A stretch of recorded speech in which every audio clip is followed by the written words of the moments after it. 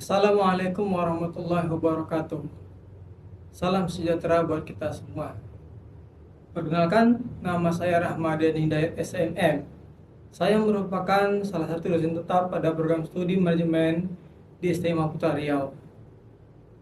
Video ini dibuat untuk melengkapi salah satu persyaratan pengajuan sertifikasi dosen gelombang 1 tahun 2025, yaitu terkait pernyataan diri dosen dalam unjuk kerja terdamar perguruan tinggi atau PDD UKT-PT untuk bidang pengajaran. Pada kesempatan ini, mata kuliah yang akan saya gunakan dalam video pembelajaran ini adalah mata kuliah manajemen pemasaran dengan kode mata kuliah MNJ 331 yang merupakan mata kuliah wajib dalam prodi manajemen yang terdapat pada semester 3. Bobot mata kuliah ini terdiri atas 3 SKS yang disampaikan dengan metode delivery, interaction, dan assessment. Pada metode ini, dosen akan menyampaikan materi melalui presentasi yang diselingi dengan interaksi dengan mahasiswa dalam bentuk diskusi dan tanya jawab maupun case study. Proses pembelajaran mata kuliah ini dilakukan di kelas secara luring sebanyak 16 kali tatap muka yang mencakup ujian tengah semester dan ujian akhir semester.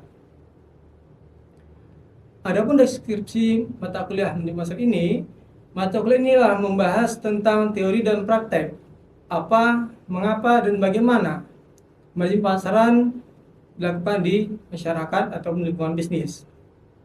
Selanjutnya, materi ini juga akan membahas tentang perbedaan mendasar tentang pemasaran dengan penjualan, konsep bersaing, bauran pemasaran, barang konsumsi dan barang industri, perilaku pembeli, saluran pemasaran, product planning, marketing strategi, dan juga bauran promosi atau marketing mix promotion. Materi pembelajaran ini akan dipilih dan dikembangkan secara berkala sesuai dengan kebutuhan dan perkembangan zaman saat ini. Adapun CPL atau capaian pembelajaran lulusan pada mata kuliah ini, yang pertama adalah sikap dan tata nilai, yaitu menginternalisasi nilai normal dan etika akademik. Yang kedua, yaitu sikap dan tata nilai yang mencakup menunjukkan sikap bertanggung jawab atas pekerjaan di bidang keahliannya secara mandiri. Selanjutnya, keterampilan umum yang akan diperoleh pada mata kuliah adalah mahasiswa menerapkan pemikiran logis, kritis, sistematis, dan inovatif dalam konteks pengembangan atau implementasi ilmu pengetahuan dan teknologi sesuai dengan bidang dan keahliannya.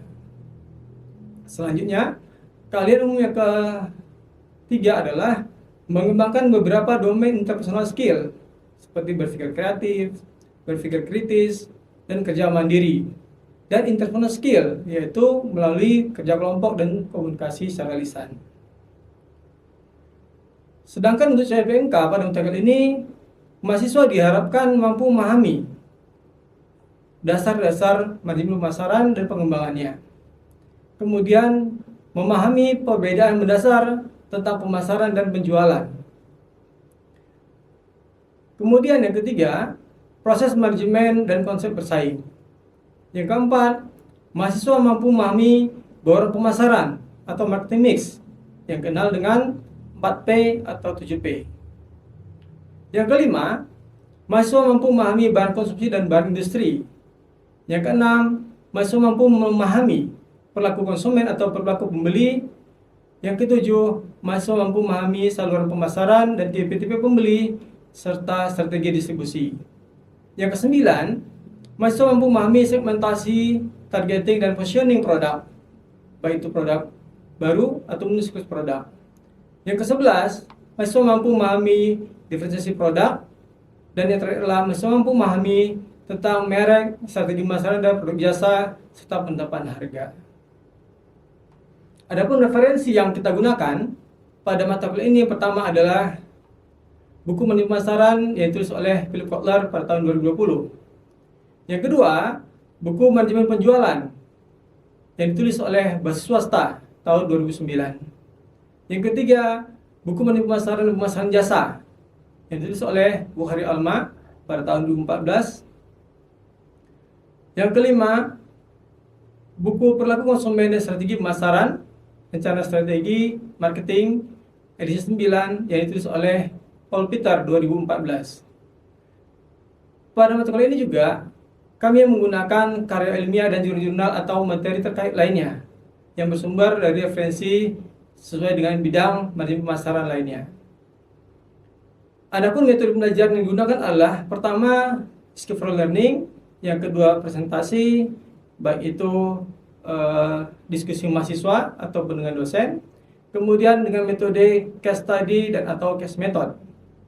Sedangkan aspek penilaian yang digunakan penuturan ini terdiri dari 5 kriteria. Yang pertama adalah kehadiran atau absensi sebanyak 15%, tugas 15%, kuis berupa case study atau case method sebanyak 20%, ujian tengah semester 20%, dan ujian akhir semester 30%. Baiklah, demikian pemaparan dan penjelasan singkat dari video pembelajaran untuk mata kuliah manajemen pemasaran ini. Selanjutnya saya akan menampilkan video pembelajaran yang dilakukan di kelas secara tatap muka pada mata kuliah manajemen pemasaran. Selamat menyaksikan. Assalamualaikum warahmatullahi wabarakatuh. Waalaikumsalam warahmatullahi wabarakatuh. Baik, selamat siang semuanya. Alhamdulillah hari ini kita masuki perkuliahan untuk mata kuliah manajemen pemasaran yang untuk sesi ketiga dengan topik sales and marketing ya. Baik, sebelum perkuliahan kita mulai, ya sebaiknya kita berdoa dulu menurut keyakinan kita masing-masing. Berdoa, kita mulai.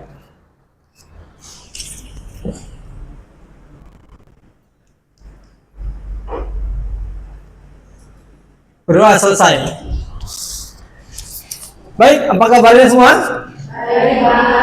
Sehat ya? Kenapa senyum semua ini?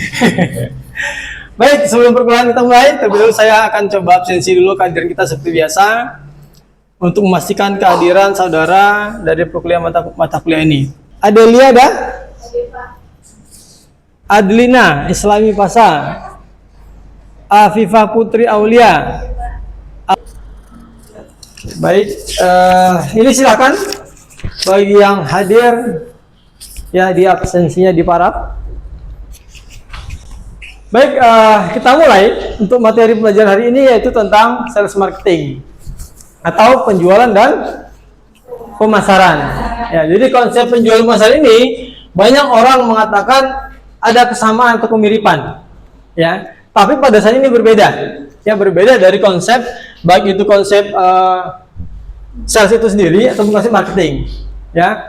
Mari kita lihat yang pertama, kalau kegiatan pemasaran adalah kegiatan sehari-hari yang biasa kita ketemui di lapangan, ada di masyarakat kita. Mulai dari membujuk Anda ya dari satu merek atau satu produk ke produk yang lain. Itu yang kita ketahui ya kegiatan pemasaran. Kemudian kita lihat di sini ya menanamkan citra positif produk agar selalu diingat, mengajak Anda selalu setia untuk bersedia mengulangi pembelian produk selamanya. Itu kegiatan dari pemasaran secara umum. Oke, jadi kegiatannya bukan hanya bagaimana menjual barang, tetapi kita lihat di sini ya membujuk Anda beralih dari barang ke barang mereka. Artinya kegiatan perusahaan adalah bukan hanya menyediakan produk saja, tapi bagaimana mengarahkan ya konsumen agar beralih ke produk mereka yang baru atau mereka pasarkan. Contoh misalnya, Anda sudah memiliki satu produk, referensi satu produk, misalnya membeli handphone, misalnya smartphone. Anda sudah tertarik dengan merek misalnya iPhone, ya. Tetapi karena mungkin ada faktor lain, harga misalnya, kemudian ada fitur yang lain, sehingga ada produk lain yang muncul, misalnya Samsung nih, ya, menggunakan fitur yang lebih baik. Dari segi kameranya misalnya, dari segi kecepatan prosesor dan yang lain-lain, sehingga dengan kegiatan pemasaran yang mereka lakukan, Anda beralih produk. Ya, yang sebelumnya Anda menggunakan iPhone, kemudian Anda beralih kepada Samsung. Ya, itu salah satu juga bentuk kegiatan dari pemasaran. Baik, kita lanjutkan. Kalau di sini kita lihat sebenarnya apa sih yang dimaksud dengan pemasaran itu? Ya, secara singkat berarti kegiatan pemasaran adalah proses pemberian kepuasan kepada konsumen. Tujuannya apa? Mendapatkan laba. Seluruh kegiatan pemasaran, ya, baik itu perusahaan jasa ataupun dagang, pasti pada akhirnya akan mendapatkan ini, laba. Ya, cuma berbeda-beda pemasaran yang mereka lakukan. Kita lihat di sini ya. Konsepnya adalah pemasaran itu menarik konsumen baru dengan menjanjikan nilai yang unggul. Ingat ya, nilai yang unggul dan mempertahankan konsumen saat ini dengan memberikan kepuasan. Artinya, kalau produk itu adalah objektif. Artinya apa? Produk itu pasti ada produk pesaing. Ya, iPhone punya pesaing dengan Samsung misalnya. Begitu juga mobil. Ya, merek Toyota dengan merek Daihatsu. Ya, Avanza dengan Xenia. Oke, kemudian apa lagi? Yang hampir mirip mobilnya Agya dengan Ayla. Jadi produk itu objektif, artinya ada kesamaan produk, tetapi nilainya berbeda. Misalnya Aqua, ya Aqua, kemudian ada satu lagi apa? Le Mineral. Ada lagi pendatang barunya apa? Aqua Viva. Ya, itu pendatang baru tuh. Tetapi pemasarannya cukup menjanjikan sekarang. Ya, kalau kita lihat dari ketiga produk ini, sama nggak produknya? Sama-sama air putih, air mineral, ya kan? Jadi produknya objektif. Cuma yang memberikan perhatian kita adalah ini, nilai yang unggul. Kalau dari tiga produk ini, ya, air mineral, yang paling unggul yang mana penjualannya? Aqua. Kenapa Aqua? Kenapa Aqua yang paling unggul? Ya, karena Aqua merupakan salah satu pionir pertama, ya, yang menggagas ide menyediakan air mineral instan, ya, dalam kemasan. Sehingga merek yang begitu kuat, ya, memberikan nilai kepada masyarakat, sehingga sulit untuk dilawan. Karena sudah diingat. Jadi misalnya kita beli air ke warung, ya, atau ke swalayan, ya, kita bilangnya Aqua. Padahal yang kita ambil bukan Aqua, ya. Bisa merek lain, bisa Muraqua mungkin, bisa Le Mineral atau merek lainnya. Tetapi yang tertanam di otak kita adalah merek Aqua tadi. Jadi itu nilai yang unggul di sini dari mereknya, citra mereknya. Kemudian yang kedua, bagaimana mempertahankan konsumen, ya, dengan adanya kepuasan. Kalau kita lihat dari produk Aqua, puasanya pasti sama aja sih, air mineral. Ya, tapi apa ya kepuasannya yang kita dapat? Apa kira-kira nilai kepuasan yang kita dapat? Ya, Aqua tetap mempertahankan kualitas produknya tentunya. Ya, kualitas produk. Itu yang lebih unggul ya. Ya, walaupun mungkin banyak dari kita sebenarnya sudah beralih, ya. Ada yang Le Mineral, tapi tetap secara umum, ya, masyarakat menilai Aqua yang nomor satu. Ya, dari itu konsep pemasaran. Jadi bagaimana memberikan nilai yang unggul, kemudian menciptakan kepuasan kepada konsumen. Next, kalau kita lihat di sini, ya, antara pengertian menciptakan penjualan dengan memuaskan kebutuhan itu ada sedikit perbedaan. Penjualan terjadi hanya ketika produk telah diciptakan. Jadi setelah ada produk itu baru bisa ada penjualan. Ya, kalau nggak ada produk tentu tidak bisa penjualan, ya. Kemudian pemasaran dimulai sebelum ya, ini konsep pertama.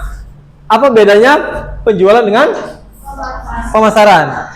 Kalau pemasaran, penjualan dilakukan setelah adanya produk. Kalau pemasaran, itu konsep pertamanya. Ya, konsep pertama perbedaan. Kalau penjualan atau sales tadi itu adalah dilakukan setelah adanya produk. Ya, tapi kalau pemasaran dirancang sebelum ada produk. Ya, dia akan menilai apa? Kebutuhan dulu. Apa sih yang dibutuhkan orang sekarang? Kenapa Le Mineral berani menantang Aqua? Kenapa Aqua Viva berani menantang Aqua? Padahal dia sudah yang pertama tadi, pionir pertama. Ya, dia memiliki nilai kebutuhan. Ya, kalau kita lihat iklan dari Le Mineral tadi, kira-kira apa keunggulan dibandingkan Aqua iklannya? Ada manis-manisnya, ya. Sehingga apa? Kalau kita lihat dari segi iklannya, ya, Le Mineral itu lebih kompleks iklannya. Di situ ada pekerja, olahragawan, ada pelajar, mahasiswa kan, ada dokter, ya kan, ada anak-anak. Jadi dia rancang dulu itunya dulu. Ya, dia rancang adalah nilai yang dibutuhkan tadi. Artinya air mineral ini dibutuhkan oleh semua kalangan. Kemudian mengukur tingkat intensitasnya. Artinya setelah dia buat produk, kira-kira seberapa banyak sih orang minat terhadap produknya. Kemudian baru lihat peluang. Ya, kalau peluang kita lihat, ketika itu kan, ya, produk Aqua sebagai pionir pertama, ya, kemudian datang pesaing Le Mineral sebagai produk kedua. Apakah harganya sama? Mana lebih murah? Le Mineral lebih murah. Ya, kalau di pasar itu Aqua itu 3.000-an. Ya, di awal-awal Le Mineral itu harganya 2.500 harganya. Oke, sehingga itu memberikan nilai ya dari segi harga, kemudian menjadi peluang dengan melakukan produk yang mirip sama-sama air mineral, tapi peluang pesaingnya sekarang sudah hampir sama sekarang posisinya. Ya, antara Le Mineral dengan Aqua. Apalagi tambah kemarin ada isu ya, galon menggunakan apa? BPA dan BPA. Ya, itu juga menjadi isu besar ya bagi produk Aqua. Sehingga kemarin juga Aqua berupaya bagaimana mengubah galonnya menjadi galon BPA yang bisa hanya sekali pakai. Oke, baik, kita next. Kemudian kita lihat di sini lagi pemasaran berlanjut dengan mempertahankan. Ini dia ceritanya, dari hidup produk. Ya, artinya tidak hanya memperhatikan produknya saja, tapi bagaimana pengolahan air ini juga bisa bermanfaat. Ya, kemudian meningkatkan daya tarik dari kinerja produk. Itu dari Aqua. Kalau dari mobil lain, misalnya dari merek lain, dari atau produk lain, misalnya kita lihat smartphone ya. Sekarang kalau kita lihat dari smartphone, ya, dari produk itu pasti bertukar-tukar. Yang di awalnya dulu handphone itu digunakan hanya untuk komunikasi, telepon. Kemudian ada SMS. Sekarang bisa video call. Ya, bisa chatting dan semacamnya. Ya, itu fungsi dari produk tadi. Jadi kinerja produknya ditingkatkan. Tapi kalau air mineral, ya peningkatannya paling kemasannya modelnya. Ya, diferensinya merupakan model kemasan. Ya, kemasan yang besar, yang sedang sampai dengan yang mini yang ya. Oke, next kita lanjutkan kembali. Ya, di sini ada beberapa strategi pemasaran. Ya, yang masuk ke dalam perhatian dari perusahaan. Ya, di sini kita lihat ada needs dan wants konsumen. Needs itu apa? Keinginan. Wants kebutuhan. Sama nggak kedua ini? Hah? Jadi harus dibedakan. Ya, jadi nilai yang diberikan perusahaan terhadap pelanggan harus mengacu pada dua ini, needs and wants. Needs itu apa? Keinginan, kebutuhan. Mana yang lebih detail? Kebutuhan. Nah, keinginan yang lebih detail. Kalau kebutuhan artinya semua orang butuh produk. Berarti nilainya paling rata-rata. Karena semua orang harus punya. Pakaian, orang harus punya nggak? Harus punya pakaian. Artinya harganya pun rata-rata. Ya. Beda dengan needs. Kalau needs apa? Ini yang lebih tinggi nilainya. Apakah dia keinginan berdasarkan merek? Ya kan? Keinginan berdasarkan model?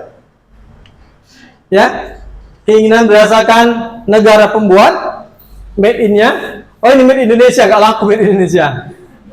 Ya kan, China, paling-paling nggak Cina lah. Ya, mungkin ada yang Amerika, kan? Seperti tas-tas yang mahal itu merek Amerika semua tuh. Walaupun kadang produksinya ada di Cina sebagian. Oke, kemudian pemasaran terpadu, termasuk dalamnya ada penjualan, ada promosi di dalam pemasaran ini. Baru ada laba dari kepuasan pelanggan. Ingat, laba penjualan dengan laba kepuasan apa bedanya? Apa bedanya laba melalui penjualan, laba melalui kepuasan. Bedanya apa?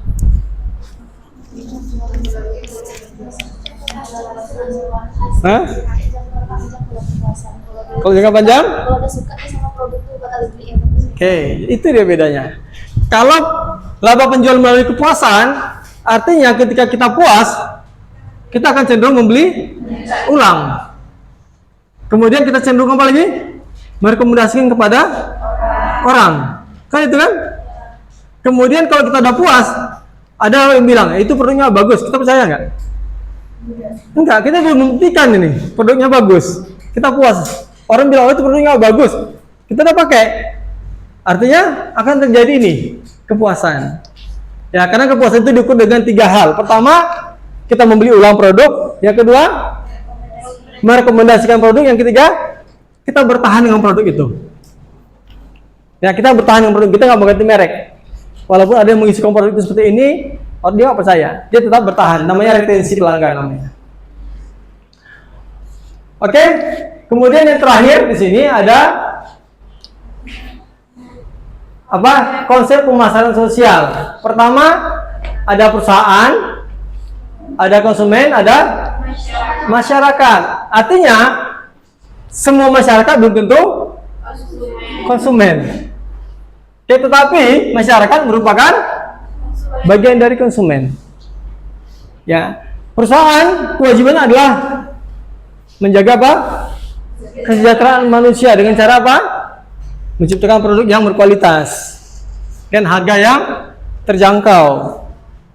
Oke, tempat penjualan yang strategis atau mudah menyalurkan barangnya. Kemudian begitu juga konsumen, ya sebagai pemuas keinginan. Ya pasti konsumen ini yang punya kebutuhan keinginan tadi terhadap produk kita. Ini 3 konsep pemasaran sosial yang ada. Baik, ini materi kita hari ini. Kemudian berdasarkan materi ini saya ada pertanyaan ya yang dapat kita simpulkan sebagai capaian pembelajaran kita pada hari ini. Yang pertama, ya, secara konsep, ya apa yang dimaksud dengan pemasaran? Ya, siapa yang jawab? Silahkan berdiri. Oke, baik, saya akan menjawab pertanyaan. Menjawab pertanyaannya itu apa definisi pemasaran ataupun marketing.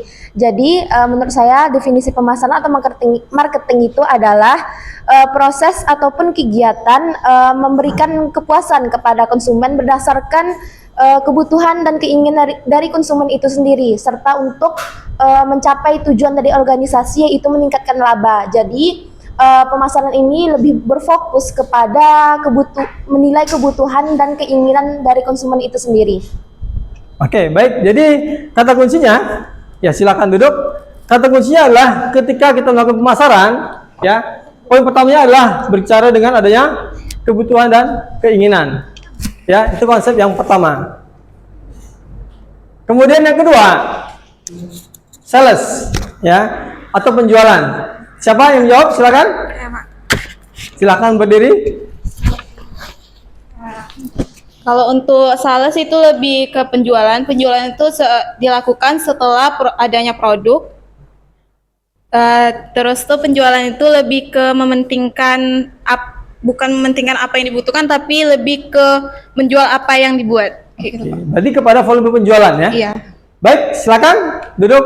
Ya, jadi kalau penjualan ya lebih kepada bagaimana upaya perusahaan dalam sebanyak-banyaknya menjual produk sehingga meningkatkan laba yang diinginkan. Kemudian yang ketiga, terakhir. 3 aja kita buat. Kemudian di sini ada tadi kita sebutkan dalam memenuhi kebutuhan dan keinginan ya ada istilahnya bauran pemasaran atau marketing mix. Yang ini adalah salah satu strategi perusahaan dalam memenuhi kebutuhan dan keinginan pelanggan tadi. Atau disebut dengan 4P. Apa saja tadi poin 4P? Bisa dijelaskan, silakan. Siapa namanya? Perkenalkan, nama saya Mutiara Andini. Saya akan menjelaskan bauran pemasaran marketing mix 4P, produk, price, promotion, dan place. Untuk yang pertama, produk itu produk yang ingin kita jual kepada konsumen. Yang kedua itu price, yaitu harga yang ditetapkan terhadap konsumen. Yang ketiga, promotion, yaitu mempromosikan dan menarik minat pelanggan terhadap produk yang dijual. Place itu tempat untuk menyampaikan produk terhadap konsumen. Oke, jadi ada 4P sebagai strategi pemasaran. Pertama adalah produk. Ya, seperti kita jelas tadi, produk ini bukan hanya barang, termasuk juga jasa. Oke, kemudian yang kedua adalah price. Ya, berkaitan dengan harga yang ditetapkan oleh perusahaan. Ya, atas produk yang dihasilkan tadi. Bagaimana harga ini bisa menarik konsumen, ya, untuk melakukan pembelian. Kemudian yang ketiga adalah promotion. Ya, strategi promosi yang dilakukan baik melalui iklan, melalui sales penjualan, ya, melalui pamflet dan semacamnya. Ya, dalam upaya melakukan meningkatkan volume penjualan. Kemudian yang keempat adalah place, ya, salah satu distribusi atau strategi pemasaran yang bisa dilakukan dalam meningkatkan penjualan. Baik, mungkin pada hari ini, ya, materi yang kita bahas sudah selesai. Ya, semoga apa yang kita dapatkan bermanfaat bagi kita dan memberikan wawasan bagi kita untuk kedepannya. Amin. Silakan, ada lagi yang mau bertanya? Cukup jelas? Baik, terima kasih ya atas perhatiannya. Sampai jumpa di pekan selanjutnya. Akhirnya, wassalamualaikum warahmatullahi wabarakatuh. Waalaikumsalam warahmatullahi wabarakatuh.